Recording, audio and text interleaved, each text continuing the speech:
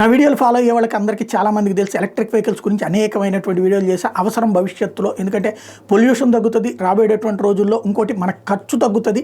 ఒకసారి ఫస్ట్లో ఇన్వెస్ట్మెంట్ చేస్తాం మామూలు కార్ల కంటే కాస్త ఎక్కువ రేటు. అదే సందర్భంలో ఇదైతే మనకి ఖర్చు దాదాపుగా 70% తగ్గిపోతుంది, పెట్రోల్ డీజిల్ ఖర్చు అన్నటువంటి పాయింట్ చెప్తా.